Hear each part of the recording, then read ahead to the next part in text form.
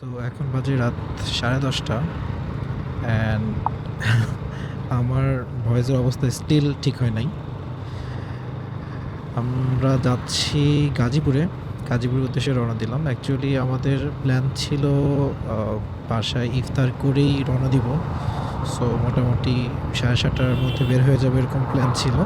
So that আমরা 8টা 8:30টার মধ্যে পৌঁছায় যাই। যাচ্ছি আপুর বাসায়। তবে যেটা হলো যে বিকাল থেকেই আবহাওয়াটা মানে একদম মেঘলা ছিল, বৃষ্টি হবে হবে মনে হচ্ছিল অ্যান্ড সেটাই হলো। ইফতারের ঠিক পরপরই একদম ঝুম বৃষ্টি অ্যান্ড সেই বৃষ্টি মানে থামাথামের কোনো অবস্থাই নাই এরকম। অ্যান্ড ওই দিক থেকে আপুর বাসা থেকে বারবার ফোন দিচ্ছে। আপুর বাসায় দুইটা পিচ্চি আছে, ওরা অস্থির হয়ে গেছে যে কখন আসবে কখন আসবে, বাট আমরা তো কোনোভাবে বেরিয়ে হতে পারছি না। সো মোটামুটি একবার ভাবলাম যে ঠিক আছে আমরা 9টা পর্যন্ত দেখি, 9টায় মনে হলো 9:30 পর্যন্ত দেখি। এরকম হতে হতে যখন দেখি যে বৃষ্টির এই অবস্থা তখন তখন অ্যাকচুয়ালি প্রথমে চিন্তা করা হলো যে না, বাদ দিই, আজকে আজকে আর যাওয়া হবে না। যে সিচুয়েশন, এই বৃষ্টি থামাথামির অবস্থা মনে হয় হবে না। দেন আবার মনে হচ্ছে যে আচ্ছা অ্যাকচুয়ালি প্ল্যান হচ্ছে যে আজকে বৃহস্পতিবার যাব, আজকে রাতটা থেকে কালকে হয়তো বা এরকম রাতে ব্যাক করব। সো আজকে রাতে যদি যেতে না পারি তাহলে কালকে হয়তো দেখা যাচ্ছে যে ছুটির দিনে সকালে ঘুম থেকে উঠতেও টু বি অনেস্ট পারবো না, ইচ্ছা হবে না। আর ওয়েদারটা এরকম ঠান্ডা, সো উঠতে তো দেখা যাবে যে একটু দেরি হয়ে যাবে। তারপর জুম্মার দিন। সো আলটিমেটলি যদি হচ্ছে বিকালবেলা বের হই তাহলে আসলে খুব একটা সময় স্পেন্ড করা হবে না।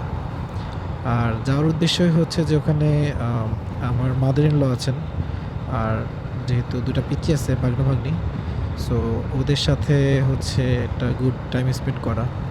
সো কালকে যদি যায় আসলে সেই সময়টা অনেক কম হয়ে যাবে, উদ্দেশ্য যেটা আর কি।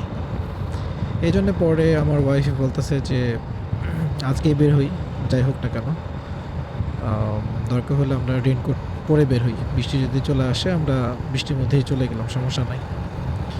অ্যান্ড ফর্চুনেটলি আসলে আমাদের এগুলো অ্যারেঞ্জমেন্ট আগে থেকে ছিল, বিকজ মোটামুটি আমি আমার ফার্স্ট যে ট্রিপটা ছিল বগুড়াতে আমার বাসায়, আমি যখন বাইক নিয়ে ফার্স্ট টাইম গেছি বাইক কেনার পরে, তখন আসলে জিনিসটা এরকমই ছিল যে আমরা নিয়ত করছি যাব, বগুড়ায় যাওয়া হবে, কিন্তু ওই সময়টা এত বৃষ্টি যে কোনোভাবেই আসলে কি বলা যায়, কোনোভাবেই এরকম সম্ভব হচ্ছিল না যে একটা প্রপার ড্রাই ডেতে আমরা রওনা দিই। পরবর্তীতে আমরা চিন্তা করলাম যে ঠিক আছে, যদি ওয়েদার এরকমই থাকে তাহলে আমরা বৃষ্টির মধ্যেই রওনা দিব। সো ওই সময়টাতে হচ্ছে রেইনকোট, তারপর হচ্ছে আমার ওয়াইফের জন্য রেইনকোট, তারপর ব্যাগের রেইন কাভার সব কিছুই আসলে কেনা হয়ে যায়। সো ওগুলো ছিলই, আমার মনে হলো ঠিক আছে, হোয়াই নট, আমরা ওইভাবে রওনা দিতে পারি, যদি বৃষ্টি চলে আসে আসবে। কারণ আমরা যখন মানে লাস্ট টাইম যখন আমরা বগুড়ায় গেছিলাম তখন মোটামুটি যে 5 সাড়ে 5 ঘন্টা 6 ঘন্টার জার্নি, এই পুরাটা সময় মোটামুটি বৃষ্টি হয়েছে। সো এটার রাস্তা তো আসলে এত দূরও না, আর রাস্তা এখন যেরকম দেখতেছি এরকম যদি থাকে তাহলে it should not take like more than 40 minutes. যদিও দেখা যাচ্ছে যে এয়ারপোর্ট রোডের এই সামনে এই জায়গাটা একটু জ্যাম থাকে, তারপর উত্তরায় জ্যাম থাকে, স্টিল মানে 1 ঘন্টা বেশি তো না। সো প্রবলেম হওয়ার কথা না ইনশাআল্লাহ। অ্যান্ড সেকেন্ড থিং একটা বিষয় সেটা হচ্ছে যে আমি তো বগুড়া যাওয়ার ফার্স্ট ট্রিপের কথা বললাম, যেটা কিনা বৃষ্টিতে ভিজে যাওয়া হয়েছে। সেকেন্ডলি সেকেন্ড ট্রিপ যেটা ছিল আমার বাসায় বগুড়াতে, ইন লাস্ট জানুয়ারির শুরুতে গেছিলাম। সো ওটা আবার ছিল একদম মানে এক্সট্রিম ঠান্ডায়। সো ওটাতে এবং ওটা আবার নাইট রাইড ছিল আমাদের। সো একদম কুয়াশাতে দেখা যাচ্ছে না এমন অবস্থা, ঠান্ডাতে কাঁপতেছি। জ্যাকেটটাকে যা পরছি ওটাতেও আসলে যতই হোক বাইরে ঠান্ডা বাতাসের, উত্তর অঞ্চলের ঠান্ডা আরও বেশি। সো ওইটাতে ঠান্ডা ছিল। সো ওই এক্সপিরিয়েন্সটাও আছে আমাদের আলহামদুলিল্লাহ। এখন যেটা হয়েছে আজকে, যেহেতু সন্ধ্যা থেকে তুমুল বৃষ্টি হয়েছে, ওয়েদারটা অনেক ঠান্ডা, মানে অ্যারাউন্ড 18-19 ডিগ্রি হবে। সো মোটামুটি কমফোর্টেবল, আর বাতাস আছে ঠান্ডা। অন দ্য আদার হ্যান্ড বৃষ্টি হচ্ছে। সো মোটামুটি বলা যায় যে আমাদের লাস্ট 2টা ট্রিপে, বগুড়া ট্রিপে যেই এক্সপিরিয়েন্সগুলো আমাদের হয়েছে, সো মানে ওটা অনেক হেল্প করবে আসলে। এই আজকে যদি আমাদের আসলে বৃষ্টিও আসে আর আম ঠান্ডাও লাগে। যেকোনো কাজের জন্য আসলে মেন্টাল প্রিপারেশনটা অনেক বড় ব্যাপার। কারণ এই যে এই রোডে, এই রোডে এখন ফ্রি যাচ্ছি। আ ঠিক আছে, কিন্তু আম যদি ফ্রি যাইতে নাও পারতাম, যদি জ্যামে বসে থাকতাম, তাহলে টু বি ভেরি অনেস্ট বিরক্ত লাগতো না। দ্যাটস বিকজ আসলে মেন্টাল প্রিপারেশন। কারণ ঢাকায় যারা থাকে, ঢাকায় যারা চলাচল করে, তারা আসলে মোটামুটি জানে যে এয়ারপোর্ট রোড দিয়ে যদি আমার যেতে হয়, উত্তরা দিয়ে কোনো জায়গায় যেতে হয় বা গাজীপুরে যেতে হয়, সেখানে জ্যাম খেতে হবে। এই মেন্টাল প্রিপারেশনটা সবার থাকে। সো ফাঁকা থাকলে আলহামদুলিল্লাহ, যদি নাও থাকে সেটাতে এখন আসলে সারপ্রাইজ হওয়ার কিছু নাই। ফরচুনেটলি মোটামুটি তাড়াতাড়ি চলে আসছি। বরং আমার বাসার যে এলাকাটা সেটা পার হতেই আমার সময় লাগছে। কারণ আ রিক্সা দিয়ে ভরা। রিক্সা ওভারটেক করে যে যাবো সেই স্পেসটুকুও নাই। দেখা যাচ্ছে যে অল্প একটু মানে ১ কিলো রাস্তা আমার আসতেই ১০ মিনিট লাগছে। তারপর আবার বাইকে ফুয়েল ছিল না, ফুয়েল নিলাম। বাট আ আজকে বাইক ফুয়েল নেওয়ার বিষয়টা অনেকটা এরকম হয়েছে যে আম আমরা অনেক সময় দেখা যাচ্ছে যে জানি যে ভাজাপোড়া যদি অতিরিক্ত খাই, কিছু, কিছু পার্টিকুলার ভাজাপোড়া থাকে যে আমরা দেখে বুঝতেছি যে এটা যদি খাই পেটের সমস্যা হবে, গ্যাসের সমস্যা হবে। বাট তারপরেও খাই। সো আজকে আসলে আমার বাইকের ক্ষেত্রে অনেকটা এরকম হইছে যে আমি ইউজুয়ালি মানে যেখান থেকে ফুয়েল নিছি আমি জানি যে not so ideal for my bike. But তারপরেও নিছি বিকজ ভালো ফুয়েল নেওয়ার জন্য আমার যেখানে যেতে হবে একটু দূরে। সো এখন আসলে ওই সময়টা আমার হাতে নাই। এখন অ্যাকচুয়ালি তাড়াতাড়ি যেভাবে কাজ সারা যায় সেভাবে সারতে হবে। তো এটা আরকি। ফুয়েল নেওয়ার পরে তারপর মোটামুটি এতক্ষণ আনফরচুনেটলি এর আগেও তো এই রোড দিয়ে গেছি আমি অনেক ভিডিও করছি ১-২ বার অ্যাকচুয়ালি যে কবে গেছি সেই কবে ভিডিও করছি। বাট আ রাতে আসলে খুব একটা মানে রোড লাইট নাই। এই ফ্লাইওভারগুলোতে তো নাই। আবার সামনে যে উত্তরার এই যে রোডগুলো, এই রোডগুলোতেও খুব একটা লাইট নাই। এজন্য আমি যখন ভিডিও করব, এটা দেখা যাচ্ছে যে এত অন্ধকার আসে, সো ওটা আসলে খুব একটা আ ভালো হয় না। উত্তরার এই রোডে অনেকদিন আসা হয় না। লাস্ট কবে আসলাম? মনে নাই ঠিক।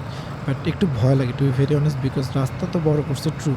বাট দেখা যাচ্ছে যে এই রাস্তা অনেক জায়গায় ভাঙা আছে হুটহাট একটা জায়গায় এবং খুবই কমনলি বাইকার্সদের অ্যাক্সিডেন্ট হয়ে যায়। দেখা যাচ্ছে যে হুট করে একটা জায়গায় ভাঙা, হুট করে একটা জায়গায় কিছু রাখছে, সেটার সাথে বেজে পড়ে গেছে। সো এই জন্যে আসলে আমি আজকে খুব একটা টানতেছি না। তাছাড়া রাস্তা যেরকম ফাঁকা ছিল মোটামুটি ৮০-৮৫ এ ইজিলি চলে আসা যেত। আমি এখন মাত্র আমার স্পিড আ 50 তে আছে। যাই হোক এতদূর পর্যন্ত হচ্ছে ফাঁকায় আসতে পারছি। সো আই বিলিভ আ আসলে কি যে আমি যদি শুধুমাত্র হাউস বিল্ডিংটা পার হয়ে যাই, তাহলেই আমার হয়ে যাবে। কারণ হাউস বিল্ডিং এর পরে একটা ফ্লাইওভার আছে। সেই ফ্লাইওভারটা একবারে হচ্ছে আপুর বাসার সামনে নামে। এক্সাক্ট।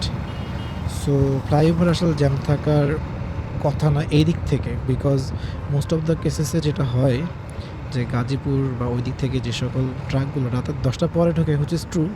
কিন্তু ওই দিক থেকে এদিকে আসে এই যে ডান পাশে সব ট্রাক অ্যান্ড দূরপাল্লার বাসগুলো। এই যে সব হচ্ছে ট্রাকগুলো ঢুকতেছে। সো ওই পাশটাতে অ্যাকচুয়ালি ভালো জ্যাম হয়। এই পাশেও হয় না তা না, এই পাশেও হয়। But let's see. Last time খুব ইনসেন লেভেলের জ্যাম ছিল এগুলো পুরো অংশ।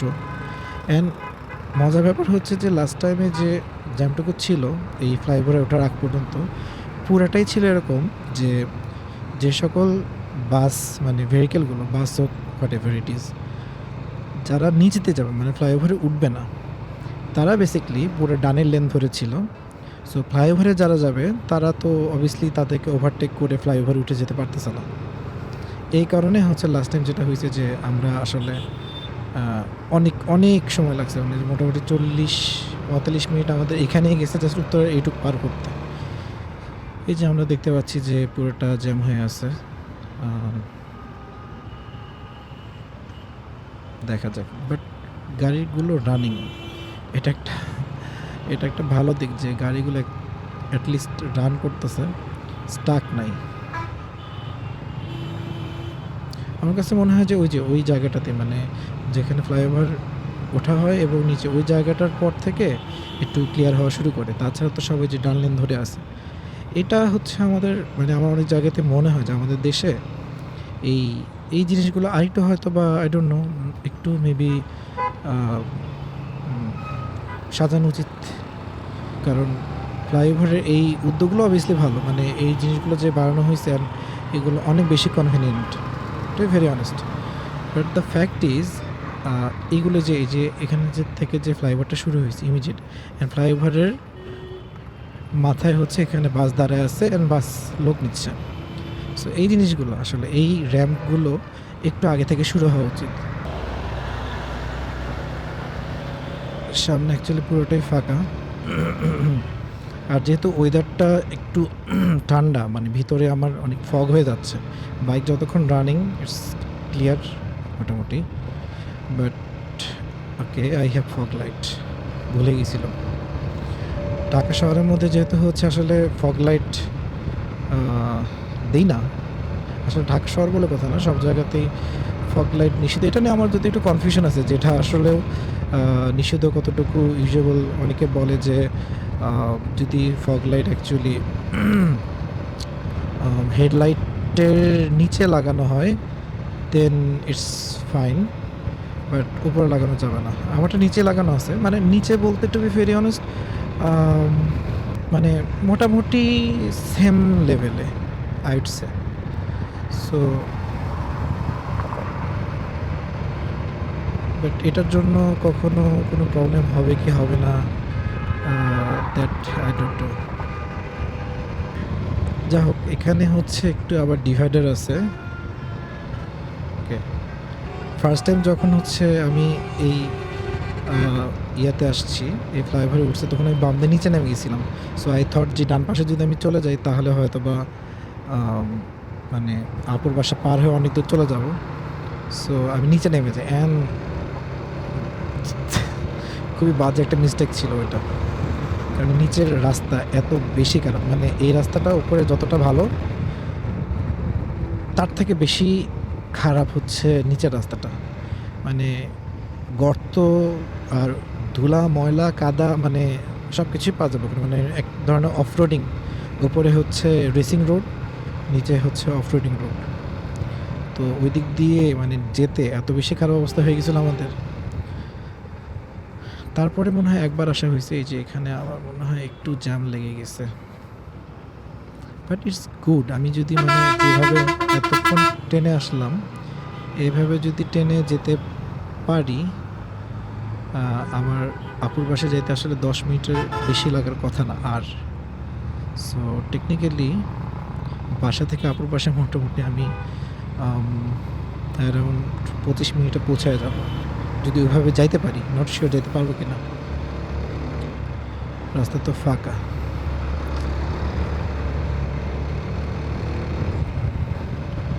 আমি একটা জিনিস অবশ্যই এতক্ষণ ধরে কথা বলতেছি, এটা আরেকটা রিজন, সেটা হচ্ছে যে মানে আমি নট শিওর যে এত পুরোটা পোস্ট করবো কিনা, বাট আমি একটু দেখতে চাচ্ছি যে ফুটেজটা কেমন আসে।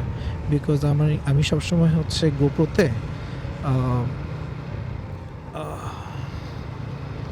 গোপ্রোতে হচ্ছে আমি ম্যাক্স আইএসও রাখি হচ্ছে 800। তো এটার জন্য যেটা আমি খেয়াল করছি লাস্ট টাইম হচ্ছে যে আমার রাত্রেবেলা ফুটেজ অনেক মানে এত অন্ধকার আসছে যে ওটা কিছুই দেখা যাচ্ছে না। অ্যান্ড এবার আমি 1600 দিছি। হাউএভার হুট করে আই রিমেম্বার যে আমি তো এফপিএস দিয়ে রাখছি 60। সো আমার ফুটেজ অবভিয়াসলি আসবে অন্ধকার। 1600 দিয়ে আসলে তো খুব একটা লাভ হবে না। বাই দ্য ওয়ে, আমি হচ্ছে যেই র্যাম্প দিয়ে নেমে গেলাম, এটা চিরাগালি র্যাম্প। সো প্রিভিয়াসলি হচ্ছে একদম সামনের র্যাম্প, সামনে আরেকটা র্যাম্প আছে যেখানে আসলে ফ্লাইওভারটা শেষ হয়, ওখানে নামছিলাম। কিন্তু চিরাগালিটা তখনও খুলছিল না। বাট এবার নেমে গেলাম এই কারণে বিকজ এই রাস্তাটা ফাঁকা থাকে আর ওই ড্যাম থেকে নেমে বাম পাশে আপুর বাসার জন্য নামতে গেলে মানে ওটা প্রপার আসলে মানে র্যাম্প না যে নিচে নেমে একবারে বামে যাব আমি, সো একটু প্রবলেম হয়। বাট চেরাগালিতে নেমে ইটস ফাইন, গাড়ি রানিংয়ে আছে অ্যান্ড ইট উইল মানে আর 2 মিনিট লাগবে আমার বাসায় যাইতে। এই যে এই র্যাম্পটার কথা বলতেছিলাম, এই র্যাম্পটা হচ্ছে সামনে নেমে তখন একটু ঝামেলা কারণ আমি বামেই ঢুকবো। যা হোক অনেক কথাবার্তা বললাম বাট আই থিঙ্ক এই এই পুরা ওভারব্রিজের ফুটেজটুকু অন্ধকার আসবে বিকজ আমার 60 FPS একটু ট্রাই আউট করে দেখতে হবে, হয়তো দেখা যাচ্ছে যে 60 FPS এরকম একদম পুরা রোড লাইট ছাড়া হলে হয়তো বা আমার আইএসও একটু বাড়াতে হবে। আইএসও আর বাড়াবো কত 3200-তে তো এখন দেখা যাবে নয়েজ হওয়া শুরু হবে। Let's see what happens. আপাতত র্যাপ করি, এই রোডটা আসলে দেখানোর উপযোগী না, খুব বাজে। বাই।